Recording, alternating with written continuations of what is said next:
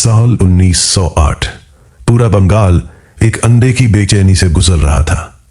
हर गली में आजादी की धीमी धीमी फुसफुसाहट सुनाई देती थी। हर गांव में कोई न कोई अंग्रेजी शासन की कठोरता का दर्द अपने भीतर दबाए बैठा था। उसी समय अखबारों में एक नाम बार बार छपने लगा। वह नाम था खुदीराम बोस। लेकिन यह कहानी केवल एक युवक की नहीं है। यह कहानी उस समय की है जब भारत के हजारों परिवार अपने बच्चों को केवल पढ़ना लिखना ही नहीं बल्कि अपनी मातृभूमि से प्रेम करना भी सिखा रहे थे।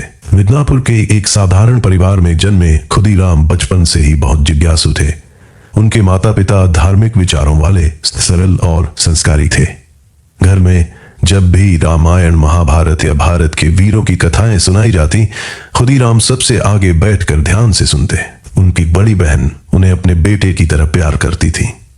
माता पिता के असमय निधन के बाद बहन और जीजा ने ही उनका पालन पोषण किया।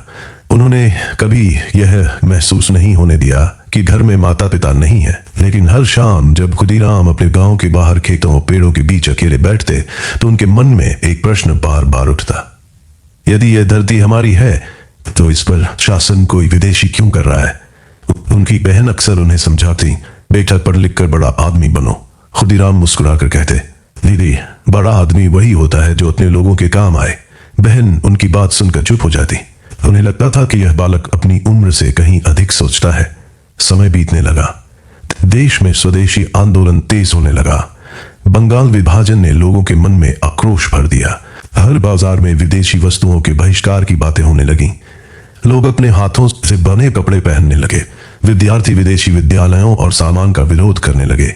खुदीराम भी इन गतिविधियों से गहरे प्रभावित हुए। वे गांव गांव जाकर लोगों को स्वदेशी अपनाने के लिए प्रेरित करते। वे पर्चे बांटते, लोगों को एकजुट रहने की सलाह देते। कई बार पुलिस उन्हें पकड़ने का प्रयास करती, लेकिन उनकी तेज चाल और साहस उन्हें हर बार बचा लेता। धीरे धीरे उनका परिचय उन युवाओं से हुआ जो केवल भाषणों से संतुष्ट नहीं थे। वे मानते थे कि केवल निवेदन और प्रार्थना से अंग्रेज भारत नहीं छोड़ेंगे। उनका विश्वास था कि अत्याचार का सामना साहस और बलिदान से ही किया जा सकता है। इन्हीं विचारों ने खुदीराम को क्रांतिकारी संगठन की ओर आकर्षित किया। वहां उनकी मुलाकात अनेक देशभक्त युवाओं से हुई। उनमें एक नाम था प्रफुल्ल चाकी। दोनों की आयु अधिक नहीं थी, लेकिन दोनों के हृदय में मातृभूमि के लिए समान प्रेम था। धीरे धीरे दोनों के बीच गहरी मित्रता हो गई। वे साथ बैठकर भारत के भविष्य की बातें करते। वे उन वीरों की चर्चा करते जिन्होंने सन 1857 में अंग्रेजों के विरुद्ध हथियार उठाए थे। वे नाना साहब, तात्या टोपे, रानी लक्ष्मीबाई और कुंवर सिंह जैसे वीरों के बलिदान से प्रेरणा लेते। उनके वरिष्ठ साथी अक्सर कहते, 1857 की लड़ाई अधूरी रह गई थी, अब उसे पूरा करना हमारी पीढ़ी का कर्तव्य है। यह बात दोनों युवकों के मन में गहराई से उतर गई। उस समय लोकमान्य बाल गंगाधर तिलक के लेख भी युवाओं को नई दिशा दे रहे थे। बंगाल में श्री अरविंद के विचार युवाओं के भीतर आत्मसम्मान जगा रहे थे। स्वामी विवेकानंद के शब्द लोगों को अपनी शक्ति पहचानने की प्रेरणा दे रहे थे। बंकिम चंद्र चट्टोपाध्याय का वंदे मातरम केवल एक गीत नहीं रहा था, वह हर देशभक्त की धड़कन बन चुका था। जब भी खुदीराम यह गीत सुनते, उनकी आंखों में चमक आ जाती। उन्हें लगता मानो स्वयं भारत माता अपने बच्चों को पुकार रही हो। एक दिन घर लौटते समय उनकी बहन ने पूछा, तुम बहुत बदल गए हो, अब पहले की तरह हंसते भी नहीं। खुदीराम ने मुस्कुराकर उत्तर दिया, दीदी, जब मां बंधनों में हो तब बेटा कैसे निश्चिंत रह सकता है। बहन ने उनके सिर पर हाथ रखा। उन्होंने महसूस किया कि उनका छोटा भाई अब केवल परिवार का सदस्य नहीं रहा, वह पूरे देश के बारे में सोचने लगा था। जीजा ने भी एक दिन समझाने का प्रयास किया, संभल कर रहना, अंग्रेज बहुत शक्तिशाली है। खुदीराम ने विनम्र स्वर में कहा, शक्ति हमेशा हथियारों से नहीं होती, सच्चा साहस अन्याय के सामने झुकने से इनकार करने में होता है।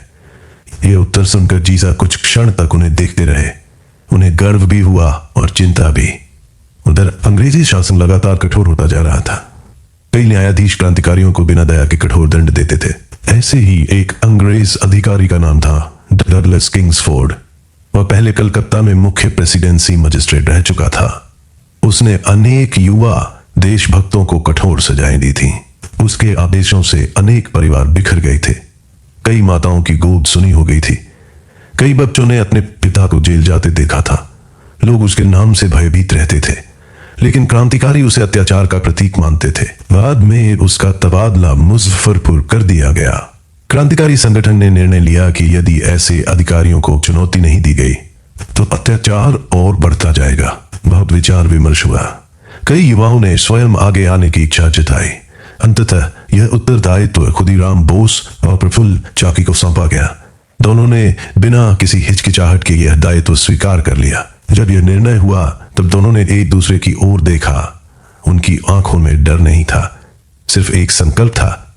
उन्होंने प्रण किया कि चाहे जो हो जाए वे अपने कर्तव्य से पीछे नहीं हटेंगे। उस रात खुदीराम देर तक जागते रहे।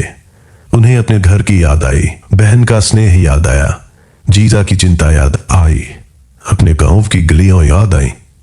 लेकिन इन सब के बीच उन्हें भारत माता की पीड़ा सबसे अधिक दिखाई दे रही थी। उन्होंने मन ही मन कहा, यदि मेरे जीवन से देश का भविष्य थोड़ा भी उज्जवल हो सके तो यह जीवन सफल होगा।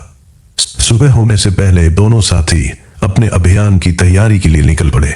उन्हें नहीं पता था कि आने वाले कुछ दिनों में उनका नाम इतिहास के स्वर्णिम पन्नों में हमेशा के लिए दर्ज हो जाएगा और पूरे भारत में एक ऐसी घटना घटेगी जिसके बारे में अखबार, नेता और सामान्य लोग वर्षों तक चर्चा करते रहेंगे। मुजफ्फरपुर पहुंचने के बाद खुदीराम बोस और प्रफुल्ल चाकी ने किसी योद्धा की तरह नहीं बल्कि साधारण यात्रियों की तरह अपना जीवन शुरू किया। वे चुपचाप लोगों के बीच रहते, किसी को उन पर संदेह न हो इसका पूरा ध्यान रखते। दिन में वे शहर की गलियों का निरीक्षण करते, रात को बैठकर अगले दिन की योजना बनाते। उनका लक्ष्य केवल एक था, न्याय के नाम पर निर्दोष भारतीयों को कठोर दंड देने वाले अंग्रेज अधिकारी डगलस किंग्सफोर्ड को उसके अत्याचारों का उत्तर देना। दोनों जानते थे कि यह मार्ग आसान नहीं है। अगर वे सफल हुए तो शायद जीवित नहीं बचेंगे, और यदि असफल हुए तो भी अंग्रेज उन्हें कभी नहीं छोड़ेंगे। लेकिन उनके मन में अपने जीवन से अधिक मूल्यवान एक ही बात थी, भारत की स्वतंत्रता। कई दिनों तक दोनों ने किंग्सफोर्ड की गतिविधियों पर नजर रखी। वह किस समय अदालत जाता है, किस समय अपने निवास से निकलता है, किस रास्ते से लौटता है, कौन लोग उसके साथ रहते हैं। हर छोटी बड़ी बात को ध्यान से समझा गया। एक रात प्रफुल्ल ने धीरे से कहा, खुदीराम, यदि हम में से कोई एक भी बच जाए तो उसे संघर्ष जारी रखना होगा। खुदीराम मुस्कुराए, और यदि दोनों ही न रहे? प्रफुल्ल ने आकाश की ओर देखा, तब हमारे बाद हजारों नए युवक जन्म लेंगे। दोनों कुछ क्षण तक मौन रहे। उन्हें विश्वास था कि विचार कभी नहीं मरते। घर से बहुत दूर होने के बावजूद दोनों एक दूसरे के परिवार की बातें करते।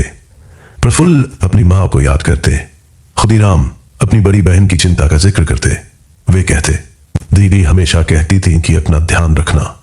प्रफुल्ल मुस्कुराते हुए बोले, हर मां और हर बहन यही कहती है, लेकिन जो देश पुकारता है तो परिवार भी उसी पुकार का सम्मान करता है। दोनों की आंखों में हल्की नमी आ गई। उन्हें अपने प्रियजनों की याद आ रही थी, लेकिन उनके कदम अपने लक्ष्य से डिगे नहीं।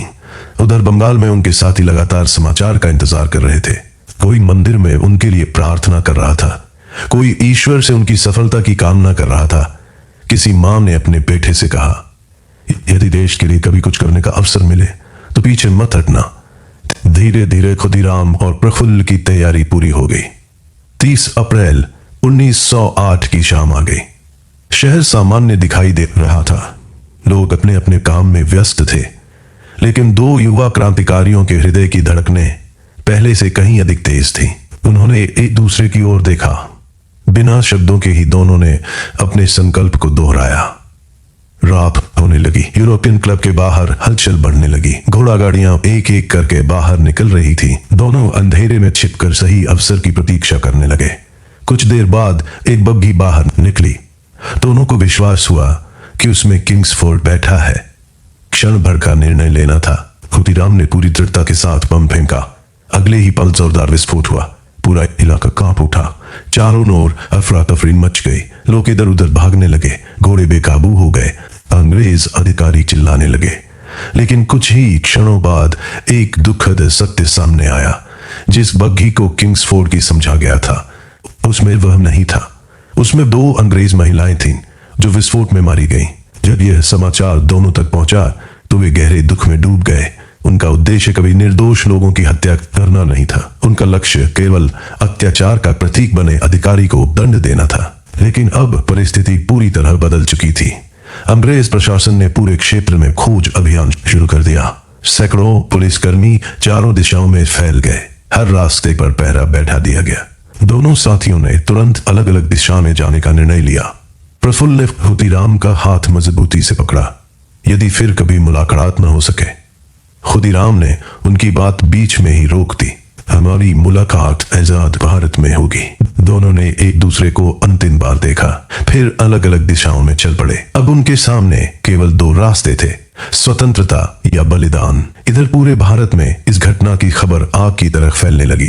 कुछ अंग्रेजी समाचार पत्रों ने इसे भय और विद्रोह का नया रूप बताया, लेकिन राष्ट्रवादी समाचार पत्रों ने लिखा कि भारत के युवाओं ने यह सिद्ध कर दिया है कि वे विदेशी शासन के सामने हमेशा चुप नहीं रहेंगे। प्रसिद्ध राष्ट्रवादी पत्र केसरी ने टिप्पणी की कि सन 1897 की घटनाओं और अन्य क्रांतिकारी प्रयासों के बाद भी जितनी हलचल इस घटना ने पैदा की, उतनी पहले कभी नहीं हुई थी।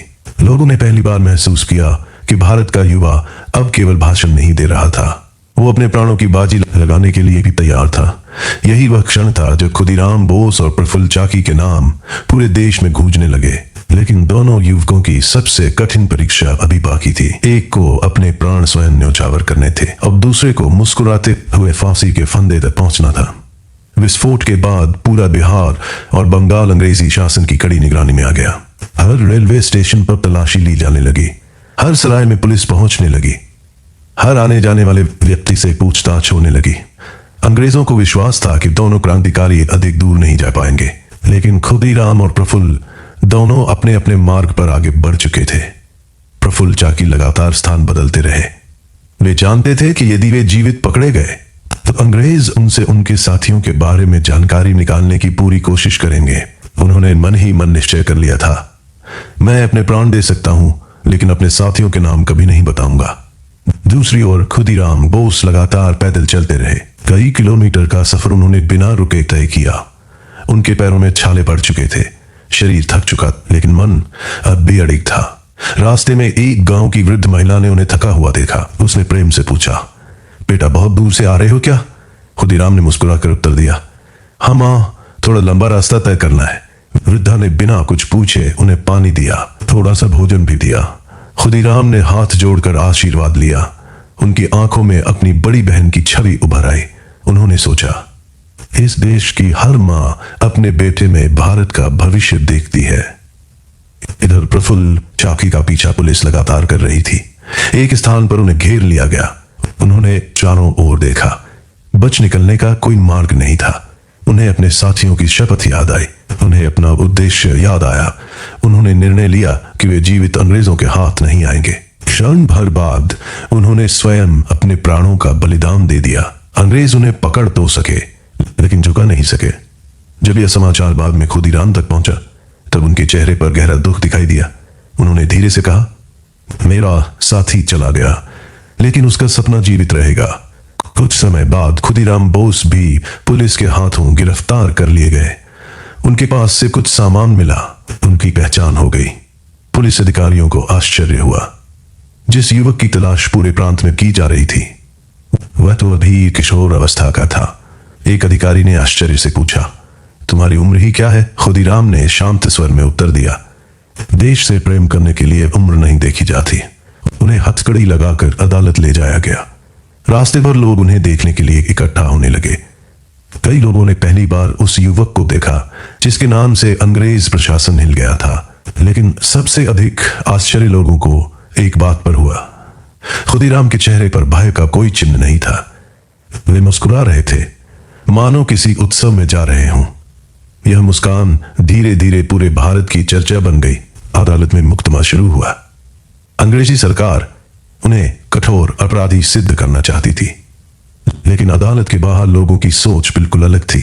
उनके लिए खुदीराम अपराधी नहीं, बल्कि देशभक्त थे। कई वकीलों ने उनका पक्ष रखने की इच्छा जताई। देश भर के राष्ट्रवादी नेताओं ने इस मुकदमे पर नजर रखी। अखबारों में प्रतिदिन समाचार छपने लगे। राष्ट्रवादी समाचार पत्र लिख रहे थे कि इन युवकों को केवल हिंसा के आधार पर नहीं समझा जा सकता। इनका उद्देश्य व्यक्तिगत बदला नहीं था, इनका उद्देश्य विदेशी शासन को भारत छोड़ने के लिए विवश करना था। लोगों को पहली बार यह समझ आने लगा कि यह आंदोलन केवल कुछ व्यक्तियों का नहीं है, यह उस राष्ट्रीय भावना का विस्तार है जिसकी शुरुआत सन 1857 के विद्रोह से हुई थी। उसी भावना को आगे बढ़ाने के लिए बंगाल के क्रांतिकारी खड़े हुए। बाद में गदर आंदोलन ने उसे नई दिशा दी और आगे चलकर रामप्रसाद बिस्मिल, चंद्रशेखर आजाद और भगत सिंह जैसे क्रांतिकारियों ने उसी परंपरा को और सशक्त बनाया। खुदीराम बोस उस अखंड क्रांतिकारी परंपरा की प्रारंभिक ज्योति बन चुके थे। मुकदमे के दौरान उनसे कई प्रश्न पूछे गए, लेकिन उनके उत्तर हमेशा शांत और स्पष्ट रहे। उन्होंने अपने विचारों को छिपाने का प्रयास नहीं किया। वे जानते थे कि अब उनका भविष्य लगभग निश्चित है। फिर भी उनके चेहरे पर वही मुस्कान बनी रही। जब निर्णय सुनाया गया और उन्हें फांसी की सजा दी गई, तब अदालत में उपस्थित अनेक भारतीयों की आंखें भर आईं। लेकिन खुदीराम ने सिर झुकाया नहीं। उन्होंने शांत भाव से निर्णय सुना, मानो वे पहले से ही इसके लिए तैयार हों। जेल में रहते हुए वे धार्मिक ग्रंथ पढ़ते, देश के भविष्य के बारे में सोचते। जेल के कुछ कर्मचारियों ने बाद में स्वीकार किया कि उन्होंने इतना निर्भीक युवक पहले कभी नहीं देखा था। जिस आयु में अधिकांश युवक अपने भविष्य के सपने देखते हैं, उस आयु में खुदीराम अपने देश के भविष्य के लिए मृत्यु का स्वागत कर रहे थे। फांसी का दिन निकट आने लगा। जेल के बाहर लोगों की भीड़ बढ़ने लगी। कई लोग केवल एक बार उस अमर युवक की झलक देखना चाहते थे। कई माताएं अपने बच्चों से कह रही थी, देखो यही है वह बेटा जिसने भारत मां के लिए अपना जीवन अर्पित कर दिया। और उसी दिन एक नया इतिहास जन्म लेने वाला था। वह इतिहास जिसमें एक 18 वर्ष का युवक मुस्कुराते हुए फांसी के तख्ते की ओर बढ़ेगा और अमर हो जाएगा। फांसी की सुबह आ चुकी थी। जेल की दीवारों के भीतर असाधारण शांति थी। सूरज की पहली किरण अभी पूरी तरह फैली भी नहीं थी, लेकिन पूरे मुजफ्फरपुर में एक अजीब सी बेचैनी थी। लोग जानते थे कि आज भारत का एक युवा सपूत अपने प्राणों का बलिदान देने जा रहा है। जेल के एक प्रहरी ने धीरे से कोठरी का दरवाजा खोला। उसने देखा खुदीराम बोस पूरी तरह शांत बैठे थे। उनके हाथ में एक धार्मिक ग्रंथ था। उनके चेहरे पर वही मुस्कान थी जिसने पूरे देश को चकित कर दिया था। प्रहरी कुछ क्षण तक उन्हें देखता रहा, फिर धीमे स्वर में बोला, क्या तुम्हें किसी बात का डर नहीं लगता? खुदीराम ने मुस्कुराकर उत्तर दिया, जिसने अपना जीवन मातृभूमि को समर्पित कर दिया हो, उसे मृत्यु का भय कैसा? प्रहरी की आंखें भर आईं। वह अंग्रेजी शासन की नौकरी करता था, लेकिन उस दिन उसके सामने कोई अपराधी नहीं था। उसके सामने भारत का एक निर्भीक पुत्र खड़ा था। कुछ ही देर बाद जेल के अधिकारी आए। उन्होंने अंतिम औपचारिकताएं पूरी की। खुदीराम शांत भाव से उठे। उन्होंने ईश्वर का स्मरण किया। अपने मन में अपनी माँ, अपनी बड़ी बहन, अपने जीजा और अपने सभी साथियों को प्रणाम किया। उन्हें प्रफुल्ल चाकी की याद आई। उन्हें लगा मानो उनका साथी कह रहा हो, हमारा संघर्ष यही समाप्त नहीं होगा। खुदीराम के होठों पर हल्की मुस्कान आ गई। वे दृढ़ कदमों से आगे बढ़ने लगे। जेल के गलियारों में सन्नाटा छा गया। जो भी उन्हें देख रहा था, उसके मन में सम्मान जाग रहा था। कहा जाता है कि वे बिना किसी भय के फांसी के तख्ते तक पहुंचे। उन्होंने अंतिम क्षण तक अपना साहस नहीं खोया। कुछ ही पलों बाद भारत माता का एक अमर सपूत इतिहास बन गया। उनकी आयु केवल 18 वर्ष थी, लेकिन उनका साहस अनेक पीढ़ियों से बड़ा था। जैसे ही यह समाचार बंगाल पहुंचा, पूरा प्रदेश शोक में डूब गया। लोगों ने अपने घरों में दीप जलाए। कई स्थानों पर युवाओं ने मौन रखा। कई माताएं रो पड़ी, लेकिन उन आंसुओं में केवल दुख नहीं था, उनमें गर्व भी था। एक मां ने अपने बेटे से कहा, यदि कभी देश को तुम्हारी आवश्यकता पड़े तो खुदीराम की तरह साहसी बनना। एक शिक्षक ने अपने विद्यार्थियों से कहा, शिक्षा का सबसे बड़ा उद्देश्य केवल नौकरी पाना नहीं, बल्कि अपने समाज और अपने देश के प्रति कर्तव्य निभाना है। एक बुजुर्ग स्वतंत्रता सेनानी ने युवाओं से कहा, जिस राष्ट्र के बच्चे इतना बड़ा बलिदान दे सकते हैं, उस राष्ट्र को अधिक समय तक कोई गुलाम नहीं रख सकता। धीरे धीरे खुदीराम बोस केवल एक नाम नहीं रहे, वे एक प्रेरणा बन गए। बंगाल की गलियों में उनके सम्मान में गीत गाए जाने लगे। सबसे प्रसिद्ध गीत था, एक बार विदाई दे मां घूरे आशी। ये गीत सुनते ही लोगों की आंखें नम हो जाती थी। दशकों तक यह गीत बंगाल की गलियों में गूंजता रहा। इतिहासकारों ने भी माना कि मुजफ्फरपुर की घटना ने पूरे भारत का ध्यान क्रांतिकारी आंदोलन की ओर आकर्षित किया। लोगों ने पहली बार महसूस किया कि भारत का शिक्षित युवा विदेशी शासन के सामने सिर झुकाने के लिए तैयार नहीं है। इन युवाओं को उस समय अंग्रेजी शासन ने अपराधी और आतंकवादी कहने का प्रयास किया, लेकिन समय ने सिद्ध कर दिया कि वे अपराधी नहीं थे। वे अपने देश से प्रेम करने वाले युवा थे। उनका संघर्ष किसी धर्म के विरुद्ध नहीं था, उनका संघर्ष किसी समुदाय के विरुद्ध नहीं था, उनका संघर्ष केवल विदेशी दास्ता के विरुद्ध था। उनकी प्रेरणा भारत की स्वतंत्रता थी, उनकी शक्ति राष्ट्र का आत्मसम्मान था। उनके बलिदान ने आने वाली पीढ़ियों को नई दिशा दी। राम प्रसाद बिस्मिल ने उसी परंपरा को आगे बढ़ाया। चंद्रशेखर आजाद ने उसी साहस को अपने जीवन का आधार बनाया।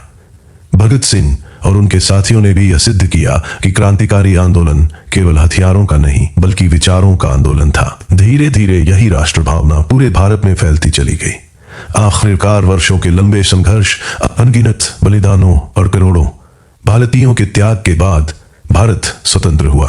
आज जब हम स्वतंत्र भारत में सांस लेते हैं, जब अपने विचार खुलकर व्यक्त कर सकते हैं, जब अपने राष्ट्रीय ध्वज को गर्व से लहराते देखते हैं, तब हमें उन युवाओं को अवश्य याद करना चाहिए जिन्होंने अपने सपनों से पहले देश के सपनों को चुना। खुदीराम बोस ने हमें यह सिखाया कि देशभक्ति केवल शब्दों से नहीं होती, वह त्याग, साहस, अनुशासन और कर्तव्य से जन्म लेती है। उन्होंने यह भी सिखाया कि किसी भी अन्याय के सामने मौन रहना समाधान नहीं होता, लेकिन इतिहास हमें यह सीख भी देता है कि स्वतंत्रता का सबसे स्थायी मार्ग वह होता है जो राष्ट्र को एकजुट करे, लोगों में जागरूकता फैलाए और न्याय, साहस तथा बलिदान की भावना को जीवित रखे। खुदीराम बोस का जीवन भले ही बहुत छोटा था, लेकिन उनका प्रभाव बहुत विशाल था। उन्होंने अपने जीवन से अधिक अपने आदर्शों को महत्व दिया। यही कारण है कि आज भी उनका नाम भारत के अमर क्रांतिकारियों में अत्यंत सम्मान के साथ लिया जाता है। जब भी भारत के स्वतंत्रता संग्राम का इतिहास लिखा जाएगा, जब भी युवा साहस की मिसाल खोजेंगे, जब भी कोई अपने देश के लिए निस्वार्थ समर्पण का अर्थ समझना चाहेगा, तब एक मुस्कुराते हुए 18 वर्षीय युवक की छवि इतिहास के पन्नों से निकलकर सामने आएगी। वह युवक था अमर क्रांतिकारी खुदीराम बोस। उनका बलिदान केवल बंगाल की धरोहर नहीं, पूरे भारत की अमूल्य विरासत है। उनकी स्मृति हमें सदैव यह याद दिलाती रहेगी कि एक जागरूक, निडर और राष्ट्रप्रेमी युवा इतिहास की दिशा बदल सकता है। If you enjoyed this video, there's plenty more waiting for you on Orc. Whether you're in the mood for historical stories, breaking news, horror, science, mythology, drama, crime, comedy or jokes, simply visit the playlist section on our channel and choose the content that matches your mood. Also, don't forget to check the video description. We've updated all of our playlists there, making it easy for you to find and enjoy the content that matches your interests. If you like our work and want to support us in creating more quality videos, please subscribe to Orc, like this video, and share it with your friends and family. Thanks for watching, and we'll see you in the next video.